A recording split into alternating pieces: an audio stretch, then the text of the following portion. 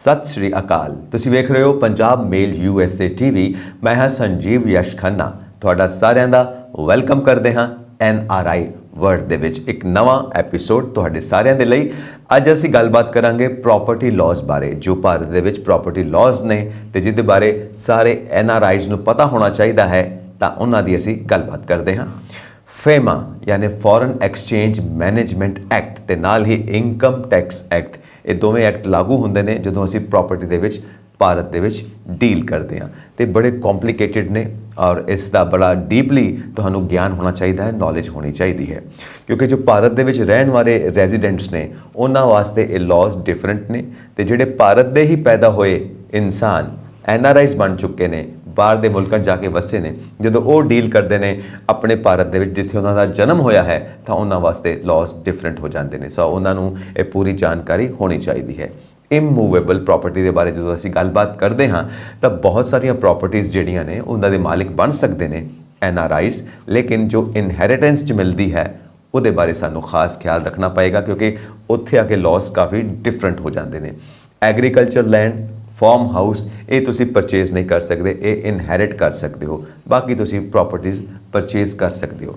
ਸੋ ਲਾਜ਼ ਜਿਹੜੇ ਨੇ ਇਸ ਨੂੰ ਲੈ ਕੇ ਕਾਫੀ ਜ਼ਿਆਦਾ ਡਿਟੇਲ ਵਿੱਚ ਨੇ, ਜੋ ਕਿ ਇੱਥੋਂ ਦੇ ਜਿਹੜੇ ਰੈਜ਼ੀਡੈਂਟਸ ਨੇ ਉਹਨਾਂ ਨਾਲੋਂ ਬਿਲਕੁਲ ਵੱਖਰੇ ਹੋ ਜਾਣਗੇ। ਇਸ ਦੀ ਪੂਰੀ ਜਾਣਕਾਰੀ ਹੋਣੀ ਚਾਹੀਦੀ ਹੈ, ਔਰ ਕਿਸ ਤਰ੍ਹਾਂ ਤੁਸੀਂ ਡੀਲ ਕਰਨਾ ਹੈ ਉਸ ਦੇ ਬਾਰੇ ਵੀ ਤੁਹਾਨੂੰ ਪੂਰੀ ਜਾਣਕਾਰੀ ਹੋਣੀ ਚਾਹੀਦੀ ਹੈ। ਤਾਂ ਐਡਵਾਈਸ ਇਹ ਹੈ ਕਿ ਕੋਈ ਲੀਗਲ ਐਡਵਾਈਜ਼ਰ ਹੋਣਾ ਚਾਹੀਦਾ ਹੈ, ਜੋ ਰੀਅਲ ਐਸਟੇਟ ਵਿੱਚ ਤੁਹਾਨੂੰ ਕੋਈ ਨਾ ਕੋਈ ਰਜਿਸਟਰਡ ਰੀਅਲ ਐਸਟੇਟ ਵਿੱਚ ਡੀਲ ਕਰਨ ਵਾਲਾ ਵੀ ਤੁਹਾਡੇ ਕੋਲ ਹੋਣਾ ਚਾਹੀਦਾ ਹੈ, ਤਾਂ ਕਿ ਤੁਸੀਂ ਹਰ ਫਰੰਟ ਦੇ ਉੱਤੇ ਬਿਲਕੁਲ ਸੇਫਲੀ ਖੇਡ ਸਕੋ। ਲੀਗਲੀ ਤੁਹਾਨੂੰ ਕਿਸੇ ਤਰ੍ਹਾਂ ਦੀ ਕੋਈ ਵੀ ਪ੍ਰੋਬਲਮ ਨਾ ਆਵੇ ਜਦੋਂ ਵੀ ਤੁਸੀਂ ਭਾਰਤ ਦੇ ਵਿੱਚ ਪ੍ਰੋਪਰਟੀ ਦੇ ਵਿੱਚ ਡੀਲ ਕਰਦੇ ਹੋ। ਤਾਂ ਉਹਦੇ ਕੁਝ ਪੁਆਇੰਟਸ ਨੇ ਜੋ ਅਸੀਂ ਡਿਸਕਸ ਕਰਾਂਗੇ। ਸੋ ਫਰਸਟ ਪੁਆਇੰਟ ਇਹ ਹੈ ਕਿ ਤੁਸੀਂ ਕਿਹੜੀ ਪ੍ਰੋਪਰਟੀ ਇਨਹੈਰਿਟ ਕਰ ਸਕਦੇ ਹੋ।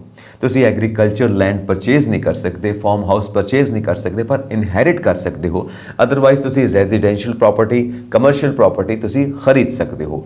ਤੇ ਇਨਹੈਰੀਟੈਂਸ ਵਾਸਤੇ ਤੁਹਾਨੂੰ ਕੀ ਕਰਨਾ ਪਏਗਾ? ਇੱਕ ਤਾਂ ਤੁਹਾਡੇ ਆਪਣੇ ਇਨਸੈਸਟਰਸ, ਆਪਣੇ ਪੁਰਖੇ, ਜੋ ਪੂਰੀ ਫੈਮਿਲੀ ਹੈ, ਜੋ ਤੁਹਾਡੇ ਬਜ਼ੁਰਗ ਨੇ, ਉਹਨਾਂ ਕੋਲੋਂ ਤੁਸੀਂ ਇਨਹੈਰਿਟ ਕਰ ਸਕਦੇ ਹੋ।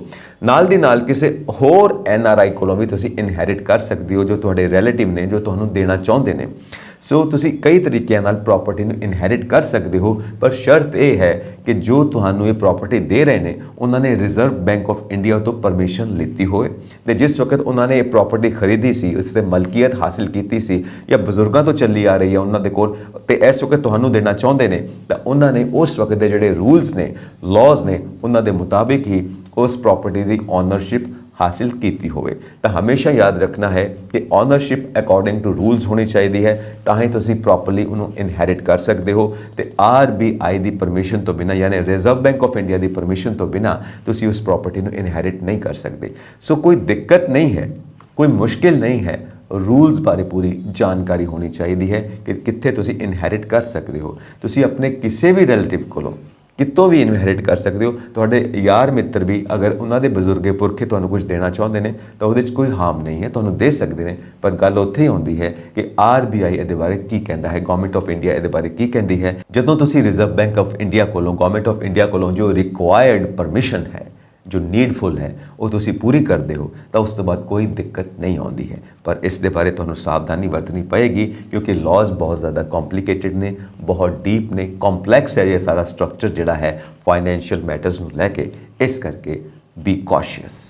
ਦੂਸਰਾ ਪੁਆਇੰਟ ਆਉਂਦਾ ਹੈ ਟੈਕਸ ਨੂੰ ਲੈ ਕੇ, ਕਿ ਟੈਕਸ ਪੇ ਕਰਨਾ ਪਏਗਾ ਜਾਂ ਨਹੀਂ ਕਰਨਾ ਪਏਗਾ। ਐਕਸਾਈਜ਼ ਡਿਊਟੀ ਤਾਂ ਬਹੁਤ ਪਹਿਲਾਂ ਹੀ ਖਤਮ ਕਰ ਦਿੱਤੀ ਗਈ ਹੈ, ਪਰ ਜਦੋਂ ਤੁਸੀਂ ਟੈਕਸ ਦੀ ਗੱਲ ਕਰਦੇ ਹੋ ਤਾਂ ਜੋ ਤੁਹਾਨੂੰ ਪ੍ਰੋਪਰਟੀ ਦੇ ਰਹੇ ਨੇ ਐਜ਼ ਗਿਫਟ, ਉਹਨਾਂ ਨੂੰ ਕੋਈ ਟੈਕਸ ਨਹੀਂ ਪੇ ਕਰਨਾ ਪਏਗਾ।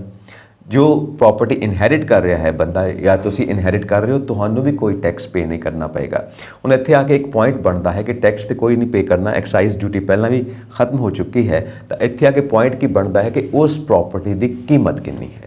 ਜੇ ਉਸ ਪ੍ਰੋਪਰਟੀ ਦੀ ਕੀਮਤ 50,000 ਰੁਪੀਸ ਤੋਂ ਜ਼ਿਆਦਾ ਹੈ ਤਾਂ ਤੁਹਾਨੂੰ ਉਸ ਪ੍ਰੋਪਰਟੀ ਦੀ ਜਿਹੜੀ ਮਾਰਕੀਟ ਵੈਲਿਊ ਹੈ ਉਸ ਨੂੰ ਆਪਣੀ ਇਨਕਮ ਦੇ ਵਿੱਚ ਸ਼ੋ ਕਰਨਾ ਪਏਗਾ। ਉਹ ਤੁਹਾਡੀ ਇਨਕਮ ਬਣ ਜਾਂਦੀ ਹੈ, ਕਿਉਂਕਿ ਤੁਸੀਂ ਉਹਦੇ ਉੱਤੇ ਗੇਨ ਲੈ ਰਹੇ ਹੋ, ਤੁਸੀਂ ਉਹਦੇ ਉੱਤੇ ਪ੍ਰੋਫਿਟ ਲੈ ਰਹੇ ਹੋ। ਕੱਲ੍ਹ ਨੂੰ ਤੁਸੀਂ ਸੇਲ ਕਰੋਗੇ ਤਾਂ ਪ੍ਰੋਫਿਟ ਲਓਗੇ, ਪਰ ਇਸ ਵਕਤ ਜਦੋਂ ਤੁਸੀਂ ਇਨਹੈਰਿਟ ਕਰ ਰਹੇ ਹੋ ਉਸ ਦੀ ਕੀਮਤ 50,000 ਤੋਂ ਜ਼ਿਆਦਾ ਹੈ ਤਾਂ ਉਹ ਤੁਹਾਡੀ ਇਨਕਮ ਦੇ ਵਿੱਚ ਇਨਕਲੂਡ ਹੋਏਗੀ ਤੇ ਤੁਸੀਂ ਕਿਸੇ ਨਾ ਕਿਸੇ ਤਰ੍ਹਾਂ ਉਸ ਫੈਮਿਲੀ ਦੇ ਰਿਲੇਟਿਵ ਹੋਣੇ ਚਾਹੀਦੇ ਹੋ। ਜੇ ਐਸ ਗਿਫਟ ਤੁਸੀਂ ਕਿਤੋਂ ਲੈ ਵੀ ਰਹੇ ਹੋ, ਕੋਈ ਫਰੈਂਡ ਸਰਕਲ ਤੁਹਾਨੂੰ ਐਸ ਗਿਫਟ ਦੇ ਰਿਹਾ, ਕਿਉਂਕਿ ਗਿਫਟ ਤਾਂ ਅਸੀਂ ਕਿਸੇ ਨੂੰ ਵੀ ਦੇ ਸਕਦੇ ਹਾਂ, ਕੋਈ ਪ੍ਰੋਪਰਟੀ ਤੁਹਾਨੂੰ ਕਿਸੇ ਤਰ੍ਹਾਂ ਦੀ ਕੋਈ ਗਿਫਟ ਮਿਲ ਰਹੀ ਹੈ ਤੇ ਉਹਦੀ ਕੀਮਤ 50,000 ਤੋਂ ਜ਼ਿਆਦਾ ਹੈ ਤਾਂ ਉਹ ਪ੍ਰੋਪਰਟੀ ਤੁਹਾਡੀ ਇਨਕਮ ਦੇ ਵਿੱਚ ਇਨਕਲੂਡ ਜ਼ਰੂਰ ਹੋਏਗੀ। ਸੋ ਇਸ ਚੀਜ਼ ਦਾ ਧਿਆਨ ਰੱਖਣਾ ਹੈ।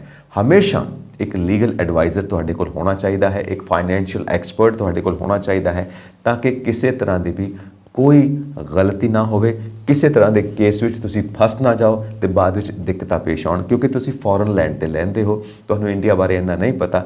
ਇਸ ਕਰਕੇ ਜੋ ਰਿਪਰੈਜ਼ੈਂਟੇਟਿਵ ਇੱਥੇ ਹੋਣ ਉਹਨਾਂ ਨਾਲ ਤੁਹਾਨੂੰ ਪੂਰੀ ਤਰ੍ਹਾਂ ਨਾਲ ਕੰਟੈਕਟ ਰੱਖਣਾ ਚਾਹੀਦਾ ਹੈ, ਉਹਨਾਂ ਦਾ ਟਰੈਕ ਰਿਕਾਰਡ ਤੁਹਾਨੂੰ ਚੈੱਕ ਕਰਨਾ ਚਾਹੀਦਾ ਹੈ, ਤਾਂ ਹੀ ਕਿਸੇ ਤਰ੍ਹਾਂ ਦੀ ਕੋਈ ਚੀਜ਼ ਤੁਹਾਨੂੰ ਇਨਹੈਰਿਟ ਕਰਨੀ ਚਾਹੀਦੀ ਹੈ ਜਦੋਂ ਤੁਸੀਂ ਇੰਡੀਆ ਦੇ ਵਿੱਚ ਡੀਲ ਕਰਦੇ ਹੋ ਪ੍ਰੋਪਰਟੀ ਦੇ ਵਿੱਚ। ਅਗਲਾ ਪੁਆਇੰਟ ਇਹ ਹੈ ਕਿ ਜਦੋਂ ਤੁਸੀਂ ਕੋਈ ਪ੍ਰੋਪਰਟੀ ਇਨਹੈਰਿਟ ਕਰਦੇ ਹੋ ਤੁਸੀਂ ਉਹਨੂੰ ਹਮੇਸ਼ਾ ਵਾਸਤੇ ਆਪਣੇ ਕੋਲ ਰੱਖ ਵੀ ਸਕਦੇ ਹੋ ਤੇ ਤੁਸੀਂ ਉਹਨੂੰ ਅੱਗੇ ਸੇਲ ਵੀ ਕਰ ਸਕਦੇ ਹੋ। ਸੋ ਜਦੋਂ ਤੁਸੀਂ ਆਪਣੇ ਕੋਲ ਰੱਖਦੇ ਹੋ ਤਾਂ ਇੱਕ ਉਹ ਵੱਖਰਾ ਸਿਚੁਏਸ਼ਨ ਹੈ, ਇੱਕ ਵੱਖਰਾ ਕੇਸ ਹੈ, ਪਰ ਜਦੋਂ ਤੁਸੀਂ ਉਸ ਨੂੰ ਸੇਲ ਕਰਨ ਦੀ ਗੱਲ ਕਰਦੇ ਹੋ ਤਾਂ ਇੱਕ ਡਿਫਰੈਂਟ ਟ੍ਰਾਂਜੈਕਸ਼ਨ ਹੋ ਜਾਏਗੀ, ਪੂਰੀ ਬਿਜ਼ਨਸ ਡੀਲ ਹੋ ਜਾਏਗੀ। ਵੈਲਥ ਟੈਕਸ ਤੇ ਨਹੀਂ ਹੈ, ਪਰ ਫਿਰ ਵੀ ਜੋ ਟੈਕਸਿਸ ਬਣਦੇ ਨੇ ਤੁਹਾਨੂੰ ਉਹ ਪੇ ਕਰਨੇ ਪੈਣਗੇ। ਉਹਦੇ ਵਾਸਤੇ ਫਿਰ ਤੁਹਾਨੂੰ ਇੱਕ ਲੀਗਲ ਐਡਵਾਈਜ਼ਰ ਦੀ, ਫਾਈਨੈਂਸ਼ੀਅਲ ਐਕਸਪਰਟ ਦੀ ਜ਼ਰੂਰਤ ਪਏਗੀ ਦੋਨੋਂ ਸਿਚੁਏਸ਼ਨਸ ਦੇ ਵਿੱਚ। ਜੇ ਤੁਸੀਂ ਉਹਨੂੰ ਪ੍ਰੋਪਰਟੀ ਨੂੰ ਆਪਣੇ ਕੋਲ ਹੀ ਮੇਨਟੇਨ ਕਰਦੇ ਹੋ, ਆਪਣੇ ਕੋਲ ਰਿਟੇਨ ਕਰਦੇ ਹੋ, ਆਪਣੇ ਕੋਲ ਹੀ ਰੱਖਦੇ ਹੋ ਤਾਂ ਡਿਫਰੈਂਟ ਲਾਅ ਨੇ, ਪਰ ਜਦੋਂ ਤੁਸੀਂ ਉਸ ਨੂੰ ਸੇਲ ਕਰਨ ਦੀ ਗੱਲ ਕਰਦੇ ਹੋ ਤਾਂ ਡਿਫਰੈਂਟ ਲਾਅ ਆ ਜਾਂਦੇ ਨੇ। ਉਹਦੇ ਵਾਸਤੇ ਤੁਹਾਨੂੰ ਪੂਰੀ ਜਾਣਕਾਰੀ ਹੋਣੀ ਚਾਹੀਦੀ ਹੈ। ਅਗਲੀ ਗੱਲ ਹੈ ਕਿ ਤੁਹਾਡੇ ਕੋਲ ਇੱਕ ਤੋਂ ਜ਼ਿਆਦਾ ਪ੍ਰੋਪਰਟੀਜ਼ ਨੇ ਤਾਂ ਉਸ ਵਕਤ ਤੁਸੀਂ ਕੀ ਕਰੋਗੇ। ਇੱਕ ਪ੍ਰੋਪਰਟੀ ਤੁਸੀਂ ਸ਼ੋਅ ਕਰ ਸਕਦੇ ਹੋ ਕਿ ਮੈਂ ਇੱਥੇ ਜਦੋਂ ਇੰਡੀਆ 'ਚ ਆਉਣਾ ਹਾਂ ਉੱਥੇ ਮੈਂ ਰਹਿ ਸਕਦਾ ਹਾਂ, ਮੈਂ ਆਪਣੇ ਰਹਿਣ ਵਾਸਤੇ ਰੱਖੀ ਹੋਈ ਹੈ, ਜੋ ਕਿ ਸੱਚੀ ਗੱਲ ਵੀ ਹੈ, ਉਹਦੇ 'ਚ ਕੋਈ ਗਲਤ ਗੱਲ ਵੀ ਨਹੀਂ ਹੈ।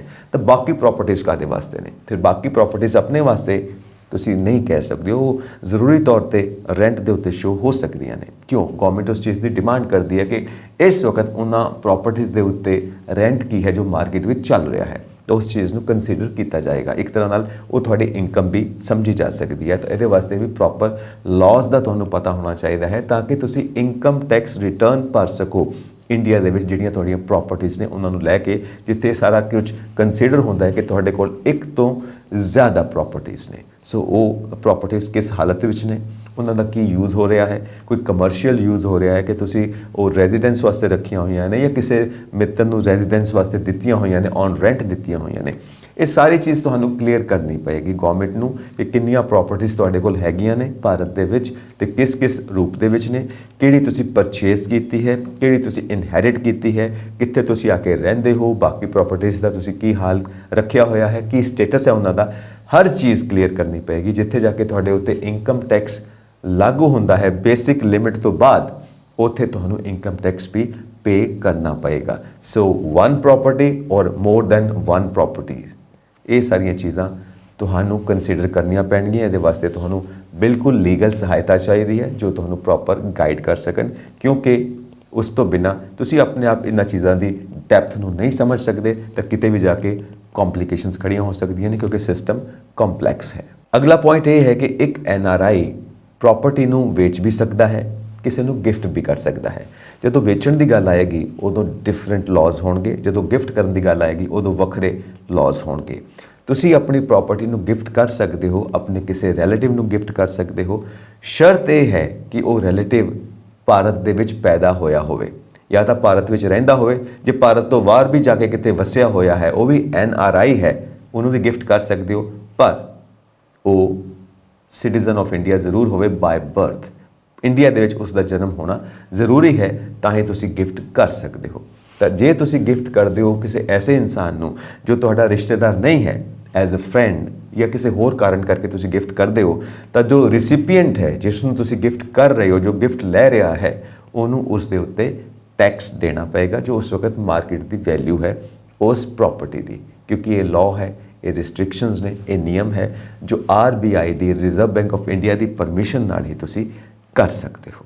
ਜਦੋਂ ਕੋਈ NRI ਆਪਣੀ ਪ੍ਰੋਪਰਟੀ ਨੂੰ ਵੇਚਣਾ ਚਾਹੁੰਦਾ ਹੈ ਤਾਂ ਉਹਦੇ ਦੋ ਨਿਯਮ ਨੇ। ਇੱਕ ਤਾਂ ਇਹ ਹੈ ਕਿ ਉਸਨੇ ਉਹ ਪ੍ਰੋਪਰਟੀ ਖਰੀਦੀ ਹੈ, ਜਾਂ ਤਾਂ ਉਹ ਰੈਜ਼ੀਡੈਂਸ਼ੀਅਲ ਪ੍ਰੋਪਰਟੀ ਹੈ ਜਾਂ ਕਮਰਸ਼ੀਅਲ ਪ੍ਰੋਪਰਟੀ ਹੈ, ਜਾਂ ਫਿਰ ਉਹਨੇ ਇਨਹੈਰਿਟ ਕੀਤੀ ਹੈ। ਉਹਦੇ ਵਿੱਚ ਰੈਜ਼ੀਡੈਂਸ਼ੀਅਲ ਵੀ ਆ ਸਕਦੀ ਹੈ, ਕਮਰਸ਼ੀਅਲ ਵੀ ਆ ਸਕਦੀ ਹੈ, ਉਹਦੇ 'ਚ ਐਗਰੀਕਲਚਰ ਵੀ ਆ ਸਕਦੀ ਹੈ, ਫਾਰਮ ਹਾਊਸ ਵੀ ਆ ਸਕਦੇ ਨੇ, ਪਲਾਂਟੇਸ਼ਨ ਲੈਂਡ ਵੀ ਆ ਸਕਦੀ ਹੈ।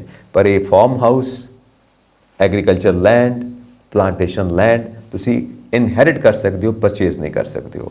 ਸੋ ਜਦੋਂ ਤੁਸੀਂ ਸੇਲ ਕਰਨੀ ਹੈ ਇਹਨਾਂ ਪ੍ਰੋਪਰਟੀਜ਼ ਦੀ, ਤਾਂ ਉਹ ਪ੍ਰੋਪਰਟੀਜ਼ ਕਿਹੜੀਆਂ ਨੇ, ਤੁਸੀਂ ਇਨਹੈਰਿਟ ਕੀਤੀਆਂ ਨੇ ਜਾਂ ਪਰਚੇਜ਼ ਕੀਤੀਆਂ ਨੇ।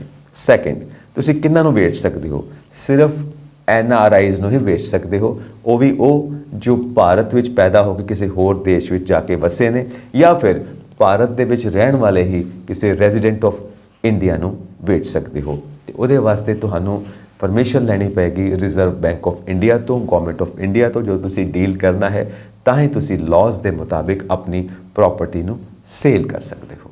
ਹੁਣ ਗੱਲ ਉਹਨਾਂ ਦੀ ਕਰਾਂਗੇ ਜੋ NRI ਬਾਹਰ ਨੇ, ਮਤਲਬ ਭਾਰਤ ਵਿੱਚ ਉਹ ਪੈਦਾ ਨਹੀਂ ਹੋਏ, ਫੋਰਨ ਲੈਂਡ ਤੇ ਪੈਦਾ ਹੋਏ ਨੇ, ਪਰ ਪ੍ਰੋਪਰਟੀ ਉਹਨਾਂ ਨੇ ਇਨਹੈਰਿਟ ਕੀਤੀ ਹੈ ਇੰਡੀਆ ਦੇ ਵਿੱਚ। ਤਾਂ ਉਹ ਸਿਰਫ ਇਨਹੈਰੀਟੈਂਸ ਉਦੋਂ ਹੀ ਹੋ ਸਕਦੀ ਹੈ ਜਦੋਂ ਰਿਜ਼ਰਵ ਬੈਂਕ ਆਫ ਇੰਡੀਆ ਇਸ ਦੀ ਪਰਮਿਸ਼ਨ ਦੇਗਾ, ਪੂਰਾ ਕੇਸ ਸਮਝਿਆ ਜਾਏਗਾ ਕਿ ਇਹ ਬੱਚੇ ਵਿਦੇਸ਼ ਵਿੱਚ ਨੇ। ਮੰਨ ਲਓ ਇੱਥੇ ਦਾਦਾ ਜੀ ਦੀ ਪ੍ਰਾਪਰਟੀ ਹੈ ਤੇ ਪਿਤਾ ਜੀ ਬਾਹਰ ਮੂਵ ਕਰ ਗਏ, ਤੇ ਜਿਹੜੇ ਬੱਚੇ ਨੇ ਉਹ ਕਦੀ ਇੰਡੀਆ ਆਏ ਨਹੀਂ, ਨਾ ਇੰਡੀਆ 'ਚੋਂ ਪੈਦਾ ਹੋਏ ਨੇ, ਪਰ ਦਾਦਾ ਜੀ ਦੀ ਪ੍ਰਾਪਰਟੀ ਨੂੰ ਉਹਨਾਂ ਨੇ ਇਨਹੈਰਿਟ ਕਰਨਾ ਹੈ, ਇਨਹੈਰਿਟ ਕਰ ਸਕਦੇ ਨੇ reserve bank of India the permission ਦੇ ਨਾਲ। ਤੇ ਉਸ ਤੋਂ ਬਾਅਦ ਇਨਹੈਰਿਟ ਕਰਕੇ ਜੋ ਅੱਗੇ ਉਸ ਪ੍ਰਾਪਰਟੀ ਨੂੰ ਸੇਲ ਕਰਨਾ ਚਾਹੁੰਦੇ ਨੇ, ਵੇਚਣਾ ਚਾਹੁੰਦੇ ਨੇ, ਤਾਂ ਉਹਦੇ ਵਾਸਤੇ ਸਪੈਸ਼ਲ ਪਰਮਿਸ਼ਨ ਲੈਣੀ ਪਏਗੀ, ਤਾਂ ਉਹ ਸੇਲ ਕਰ ਸਕਦੇ ਨੇ। ਉਸ ਵਕਤ ਰਿਸਟ੍ਰਿਕਸ਼ਨਸ ਰਹਿਣਗੀਆਂ ਕਿ ਉਹ ਜਿਸ ਨੂੰ ਵੇਚ ਰਹੇ ਨੇ ਉਹ ਭਾਰਤ ਦੇ ਵਿੱਚ ਹੀ ਰਹਿੰਦਾ ਹੈ, ਜਾਂ ਭਾਰਤ ਵਿੱਚ ਪੈਦਾ ਹੋ ਕੇ ਬਾਹਰ ਸੈਟਲ ਹੋਇਆ ਹੈ, ਜਾਂ ਉਹ ਵੀ ਉਹਨਾਂ ਵਾਕਣ ਹੀ ਕਿਸੇ ਐਸੇ NRI ਦਾ ਬੱਚਾ ਹੈ ਜਿਸ ਦਾ ਜਨਮ ਵਿਦੇਸ਼ ਵਿੱਚ ਹੀ ਹੋਇਆ ਹੈ, ਉਹ ਕਦੀ ਭਾਰਤ ਦੀ ਧਰਤੀ ਤੇ ਨਹੀਂ ਗਿਆ ਤੇ ਅੱਗੋਂ ਉਹ ਪ੍ਰਾਪਰਟੀ ਖਰੀਦ ਰਿਹਾ ਹੈ ਜਾਂ ਉਹ ਇਨਹੈਰਿਟ ਕਰ ਰਿਹਾ ਹੈ ਤੁਹਾਡੀ ਫੈਮਿਲੀ ਵੱਲੋਂ। ਤਾਂ ਉਹ ਸਪੈਸ਼ਲ ਪਰਮਿਸ਼ਨਸ ਚਾਹੀਦੀਆਂ ਹੋਣਗੀਆਂ ਰਿਜ਼ਰਵ ਬੈਂਕ ਆਫ ਇੰਡੀਆ ਵੱਲੋਂ, ਜਿਸ ਦੇ ਬਾਰੇ ਪੂਰੀ ਜਾਣਕਾਰੀ ਹੋਣੀ ਚਾਹੀਦੀ ਹੈ। ਜੇ ਕਿਤੇ ਗਲਤ ਡੀਲ ਹੋ ਗਈ, ਕੋਈ ਗਲਤ ਸਟੈਪ ਹੋ ਗਿਆ, ਤਾਂ ਰਿਸਟ੍ਰਿਕਸ਼ਨਸ ਦੇ ਮੁਤਾਬਿਕ ਤੁਹਾਡੇ ਉੱਤੇ ਕ੍ਰਿਮੀਨਲ ਕੇਸ ਵੀ ਬਣ ਸਕਦਾ ਹੈ, ਕੋਈ ਵੀ ਐਕਸ਼ਨ ਤੁਹਾਡੇ ਅਗੇਂਸਟ ਹੋ ਸਕਦਾ ਹੈ। ਇਸ ਕਰਕੇ ਪ੍ਰੋਪਰਲੀ ਇਸ ਚੀਜ਼ ਨੂੰ ਡੀਲ ਕਰੋ, ਪ੍ਰੋਪਰਲੀ ਇਸ ਚੀਜ਼ ਨੂੰ ਸਮਝੋ। ਇਨਹੈਰੀਟੈਂਸ ਦੇ ਲਾਅ ਇਹ ਸਾਰੇ ਸਮਝਣੇ ਬਹੁਤ ਜ਼ਿਆਦਾ ਜ਼ਰੂਰੀ ਨੇ। ਉਸ ਤੋਂ ਬਾਅਦ ਜੋ ਇਮੂਵੇਬਲ ਪ੍ਰੋਪਰਟੀਜ਼ ਤੁਸੀਂ ਖਰੀਦਦੇ ਹੋ, ਇਹ ਵੀ ਸਮਝਣੇ ਬਹੁਤ ਜ਼ਿਆਦਾ ਜ਼ਰੂਰੀ ਨੇ, ਕਿਉਂਕਿ ਇਹ ਸਿਸਟਮ ਬੜਾ ਕੰਪਲੈਕਸ ਹੈ, ਕੰਪਲਿਕੇਟਿਡ ਹੈ, ਈਜ਼ੀਲੀ ਸਮਝ ਆਉਣ ਵਾਲਾ ਨਹੀਂ ਹੈ। ਤੁਹਾਨੂੰ ਇਹਦੇ ਵਾਸਤੇ ਇੱਕ ਐਕਸਪਰਟ ਚਾਹੀਦਾ ਹੈ, ਉਹ ਵੀ ਉਹ ਐਕਸਪਰਟ ਹੋਵੇ ਜਿਹਦੇ ਉੱਤੇ ਤੁਸੀਂ ਵਿਸ਼ਵਾਸ ਕਰ ਸਕੋ। ਉਹਦਾ ਟਰੈਕ ਰਿਕਾਰਡ ਚੈੱਕ ਕਰੋ, ਕਿਤੇ ਤੁਹਾਡੇ ਨਾਲ ਕਿਤੇ ਕੋਈ ਚੀਟਿੰਗ ਨਾ ਹੋ ਜਾਏ, ਕਿਉਂਕਿ ਬੜੀ ਮਿਹਨਤ ਨਾਲ ਤੁਸੀਂ ਪੈਸਾ ਕਮਾ ਰਹੇ ਹੋ, ਬੜੀ ਮਿਹਨਤ ਤੁਸੀਂ ਕਰ ਰਹੇ ਹੋ, ਔਰ ਇਹ ਮਨੀ ਤੁਸੀਂ ਹਾਰਡ ਅਰਨਡ ਮਨੀ ਸੰਭਾਲ ਕੇ ਰੱਖਣੀ ਹੈ। ਪੂਰੇ ਲਾਜ਼ ਨੂੰ ਸਮਝਣ ਤੋਂ ਬਾਅਦ ਹੀ ਕਦਮ ਅੱਗੇ ਚੁੱਕਣਾ ਹੈ। ਜਦੋਂ ਤੱਕ ਸਾਰੀ ਗੱਲ ਕਲੀਅਰ ਨਹੀਂ ਹੈ, ਉਦੋਂ ਤੱਕ ਆਪਣੇ ਆਪ ਨੂੰ ਬਿਲਕੁਲ ਹੋਲਡ ਤੇ ਰੱਖਣਾ ਹੈ। ਕੋਈ ਜਲਦਬਾਜ਼ੀ ਨਹੀਂ, ਕੋਈ ਕਾਲੀ ਨਹੀਂ। ਔਰ ਬਜ਼ੁਰਗ ਵੈਸੇ ਵੀ ਕਹਿੰਦੇ ਨੇ ਕਾਲੀ ਅੱਗੇ ਟੋਏ ਹੁੰਦੇ ਨੇ, ਇਸ ਕਰਕੇ ਅਸੀਂ ਕਿਸੇ ਟੋਏ 'ਚ ਨਹੀਂ ਡਿੱਗਣਾ, ਅਸੀਂ ਫੇਅਰ ਡੀਲ ਕਰਨਾ ਹੈ ਤਾਂ ਕਿ ਸਾਨੂੰ ਕੋਈ ਕੰਪਲਿਕੇਸ਼ਨਸ ਨਾ ਹੋਣ, ਫਿਊਚਰ ਸਾਡਾ ਬਿਲਕੁਲ ਸੇਫ ਰਹੇ। ਹੁਣ ਗੱਲ ਆਉਂਦੀ ਹੈ ਕਿ ਜਦੋਂ ਤੁਸੀਂ ਆਪਣੀ ਪ੍ਰਾਪਰਟੀ ਨੂੰ ਵੇਚਦੇ ਹੋ, ਸੇਲ ਕਰਦੇ ਹੋ, ਤਾਂ ਉਸ ਵਕਤ ਤੁਹਾਨੂੰ ਕੀ ਕੀਮਤ ਮਿਲ ਰਹੀ ਹੈ। ਜਦੋਂ ਤੁਸੀਂ ਪ੍ਰਾਪਰਟੀ ਖਰੀਦੀ ਸੀ ਜਾਂ ਇਨਹੈਰਿਟ ਕੀਤੀ ਸੀ, ਉਸ ਵੇਲੇ ਉਸ ਦੀ ਮਾਰਕੀਟ ਵੈਲਿਊ ਕੀ ਸੀ ਤੇ ਅੱਜ ਉਹਦੀ ਮਾਰਕੀਟ ਵੈਲਿਊ ਕੀ ਹੈ। ਡਿਪੈਂਡ ਕਰਦਾ ਹੈ ਕਿ ਤੁਸੀਂ ਕਿੰਨੇ ਸਾਲ ਵਾਸਤੇ ਆਪਣੇ ਕੋਲ ਹੋਲਡ ਕੀਤੀ ਹੈ ਉਹ ਪ੍ਰਾਪਰਟੀ, ਕਿੰਨੇ ਟਾਈਮ ਵਾਸਤੇ ਹੋਲਡ ਕੀਤੀ ਹੈ, ਡਿਪੈਂਡ ਕਰਦਾ ਹੈ ਉਹਦੇ ਉੱਤੇ ਉਹਦਾ ਮਾਰਕੀਟ ਪ੍ਰਾਈਸ ਕੀ ਹੈ। ਤੇ ਮਾਰਕੀਟ ਪ੍ਰਾਈਸ ਦਾ ਗੈਪ ਕਿੰਨਾ ਹੈ ਪਰਚੇਜ਼ ਵੇਲੇ ਤੇ ਸੇਲ ਵੇਲੇ, ਉਹ ਤੁਹਾਡਾ ਨੈਟ ਪ੍ਰੋਫਿਟ ਗਿਣਿਆ ਜਾਏਗਾ। ਉਹਦੇ ਉੱਤੇ ਤੁਹਾਨੂੰ ਟੈਕਸ ਦੇਣਾ ਪਏਗਾ, ਕਿਉਂਕਿ ਇਹੀ ਇਨਕਮ ਟੈਕਸ ਲਾਅ ਹੈ ਜੋ RBI ਨੇ ਨਿਸ਼ਚਿਤ ਕੀਤਾ ਹੈ ਸਾਰੇ NRIs ਵਾਸਤੇ। ਕੈਪੀਟਲ ਗੇਨਸ ਦੇ ਉੱਤੇ ਤੁਹਾਨੂੰ ਟੈਕਸ ਦੇਣਾ ਪਏਗਾ। ਦੂਸਰੀ ਚੀਜ਼, ਟੈਕਸ ਤੋਂ ਬਚਣ ਵਾਸਤੇ ਤੁਸੀਂ ਕੀ ਕਰੋ। ਉਸ ਤੋਂ ਬਚਣ ਵਾਸਤੇ ਤੁਹਾਡੇ ਕੋਲ ਬਹੁਤ ਸਾਰੇ ਆਪਸ਼ਨਸ ਨੇ। ਤੁਸੀਂ ਇਨਵੈਸਟਮੈਂਟ ਕਰ ਸਕਦੇ ਹੋ। ਕਈ ਤਰ੍ਹਾਂ ਦੀਆਂ ਇਨਵੈਸਟਮੈਂਟ ਨੇ ਜੋ ਇਨਕਮ ਟੈਕਸ ਡਿਪਾਰਟਮੈਂਟ ਤੁਹਾਨੂੰ ਆਪਸ਼ਨ ਦਿੰਦਾ ਹੈ ਕਿ ਟੈਕਸ ਨੂੰ ਕਿੱਦਾਂ ਬਚਾਇਆ ਜਾ ਸਕਦਾ ਹੈ ਫਰਦਰ ਇਨਵੈਸਟਮੈਂਟ ਕਰਕੇ। ਤੁਸੀਂ ਕਿੱਥੇ ਕਿੱਥੇ ਬੌਂਡਸ ਖਰੀਦ ਸਕਦੇ ਹੋ, ਕਿਹੜੀਆਂ ਸਕੀਮਸ ਦੇ ਵਿੱਚ ਪੈਸਾ ਲਗਾ ਸਕਦੇ ਹੋ, ਫਿਰ ਆਪਣੀ ਇਨਕਮ ਟੈਕਸ ਰਿਟਰਨ ਦੇ ਵਿੱਚ ਉਹ ਸਾਰੀਆਂ ਡਿਟੇਲਸ ਭਰ ਸਕਦੇ ਹੋ। ਤੇ ਤੁਸੀਂ ਗਵਰਨਮੈਂਟ ਆਫ ਇੰਡੀਆ ਨੂੰ ਤੇ ਰਿਜ਼ਰਵ ਬੈਂਕ ਆਫ ਇੰਡੀਆ ਨੂੰ ਇਹ ਚੀਜ਼ ਦੱਸ ਸਕਦੇ ਹੋ ਕਿ ਤੁਸੀਂ ਕਿੱਥੇ ਇਨਵੈਸਟਮੈਂਟ ਕੀਤੀ ਹੈ, ਔਰ ਇਨਕਮ ਟੈਕਸ ਲਾਅ ਦੇ ਮੁਤਾਬਿਕ ਤਾਂ ਤੁਹਾਨੂੰ ਇਨਕਮ ਟੈਕਸ ਵਿੱਚ ਛੋਟ ਮਿਲੇਗੀ, ਤੁਹਾਨੂੰ ਰਿਲੈਕਸੇਸ਼ਨ ਮਿਲੇਗੀ ਬਿਕੋਜ਼ ਆਫ ਯੂਰ ਇਨਵੈਸਟਮੈਂਟਸ। ਤਾਂ ਇਹਦੇ ਵਾਸਤੇ ਇੱਕ ਲੀਗਲ ਐਡਵਾਈਜ਼ਰ ਦਾ, ਫਾਈਨੈਂਸ਼ੀਅਲ ਐਕਸਪਰਟ ਦਾ ਤੁਹਾਡੇ ਕੋਲ ਹੋਣਾ ਬਹੁਤ ਜ਼ਿਆਦਾ ਜ਼ਰੂਰੀ ਹੈ। ਕੋਈ ਐਸਾ ਚਾਰਟਰਡ ਅਕਾਊਂਟੈਂਟ ਹੋਵੇ ਜੋ ਤੁਹਾਨੂੰ ਪੂਰੀ ਤਰ੍ਹਾਂ ਗਾਈਡ ਕਰ ਸਕੇ ਕਿ ਟੈਕਸ ਤੋਂ ਬਚਣ ਵਾਸਤੇ ਤੁਸੀਂ ਫਰਦਰ ਇਨਵੈਸਟਮੈਂਟ ਕਿੱਥੇ ਕਰਨੀ ਹੈ, ਸੇਫ ਮੋਡ ਕੀ ਹੈ, ਕਿੰਨੀ ਇਨਵੈਸਟਮੈਂਟ ਕਰਨੀ ਹੈ, ਤੁਹਾਨੂੰ ਕਿੰਨੀ ਬੱਚਤ ਹੋ ਸਕਦੀ ਹੈ, ਕਿੰਨੀ ਰਿਲੈਕਸੇਸ਼ਨ ਮਿਲ ਸਕਦੀ ਹੈ ਇਨਕਮ ਟੈਕਸ ਵਿੱਚੋਂ। ਇਹ ਸਾਰੀਆਂ ਡਿਟੇਲਸ ਤੁਹਾਨੂੰ ਪਤਾ ਹੋਣੀਆਂ ਚਾਹੀਦੀਆਂ ਨੇ। ਇਨਕਮ ਟੈਕਸ ਤੋਂ ਤੁਸੀਂ ਕਿਸ ਤਰ੍ਹਾਂ ਰਾਹਤ ਪਾ ਸਕਦੇ ਹੋ ਭਾਰਤ ਦੀ ਧਰਤੀ ਦੇ ਉੱਤੇ ਜਦੋਂ ਤੁਸੀਂ government of India the permission ਨਾਲ ਡੀਲ ਕਰਨਾ ਹੈ।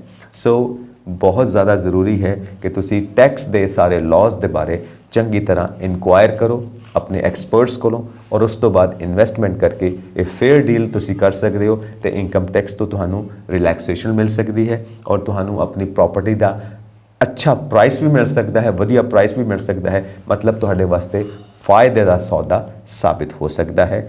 ਐਡਵਾਈਸ ਲਵੋ ਹਮੇਸ਼ਾ ਇੱਕ ਐਕਸਪਰਟ ਦੀ, ਔਰ ਕਹਿੰਦੇ ਨੇ ਕਿ ਜੋ ਇੱਕ ਐਕਸਪਰਟ ਹੈ ਉਹ ਬਿਲਕੁਲ ਜੈਨੂਅਨ ਹੋਣਾ ਚਾਹੀਦਾ ਹੈ, because an adviser can make you or break you.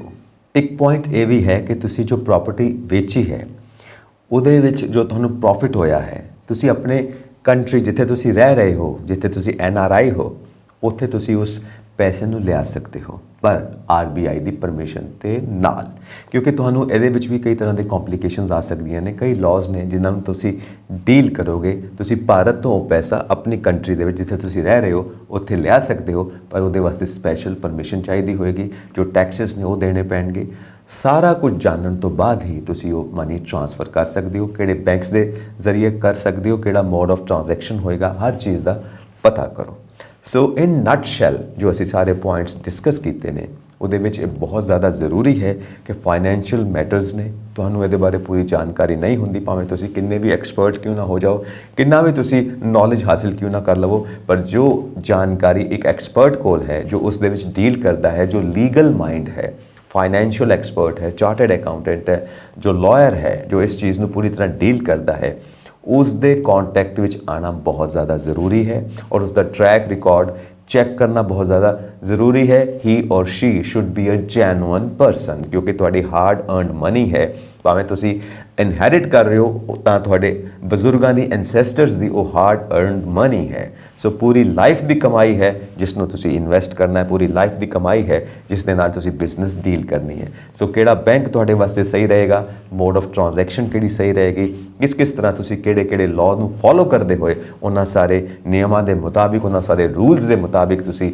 Property ਦੇ ਵਿੱਚ ਡੀਲ ਕਰਨਾ ਹੈ, you should be 100% sure about it. So ਇਸ ਕਰਕੇ ਐਕਸਪਰਟਸ ਦੀ ਰਾਏ ਦੇ ਨਾਲ, ਫਰੈਂਡਸ ਦੀ ਰਾਏ ਦੇ ਨਾਲ, ਫੈਮਿਲੀ ਦੀ ਰਾਏ ਦੇ ਨਾਲ ਇਹ ਸਟੈਪ ਲੈਣੇ ਨੇ। ਕੋਈ ਵੀ ਸਟੈਪ ਜਲਦਬਾਜ਼ੀ 'ਚ ਨਹੀਂ ਲੈਣਾ, ਹਮੇਸ਼ਾ ਸੇਫ ਗੇਮ ਖੇਡਣੀ ਹੈ, ਹਮੇਸ਼ਾ ਜੈਨੂਅਨ ਐਂਡ ਫੇਅਰ ਗੇਮ ਖੇਡਣੀ ਹੈ। ਲਾਲਚ ਦੇਣ ਵਾਲੇ ਬਹੁਤ ਬੈਠੇ ਨੇ ਮਾਰਕੀਟ ਦੇ ਵਿੱਚ, ਪਰ ਅਸੀਂ ਲਾਲਚ ਵਿੱਚ ਨਹੀਂ ਆਣਾ। ਸਾਡੇ ਬਜ਼ੁਰਗ ਸਮਝਾਉਂਦੇ ਨੇ ਸਾਨੂੰ ਕਿ ਲਾਲਚ ਬੁਰੀ ਬਲਾ ਹੁੰਦੀ ਹੈ, ਇਸ ਕਰਕੇ ਇਸ ਬੁਰੀ ਬਲਾ ਨੂੰ ਆਪਣੇ ਨੇੜੇ ਨਹੀਂ ਆਉਣ ਦੇਣਾ, ਹਮੇਸ਼ਾ ਬਚ ਕੇ ਰਹਿਣਾ ਹੈ, ਜੈਨੂਅਨ ਐਂਡ ਫੇਅਰ ਡੀਲ ਕਰਨਾ ਹੈ ਤਾਂ ਕਿ ਫਿਊਚਰ ਬਿਲਕੁਲ ਸੇਫ ਹੋਵੇ, ਤੁਹਾਡਾ ਵੀ ਤੇ ਤੁਹਾਡੀਆਂ ਆਉਣ ਵਾਲੀਆਂ ਜਨਰੇਸ਼ਨਸ ਦਾ ਵੀ। ਸਾਡੇ ਵੱਲੋਂ all the best, thank you very much. ਤੇ ਤੁਸੀਂ ਹਮੇਸ਼ਾ ਜੁੜੇ ਰਹੋ ਪੰਜਾਬ ਮੇਲ USA TV ਦੇ ਨਾਲ। ਸਤਿ ਸ੍ਰੀ ਅਕਾਲ।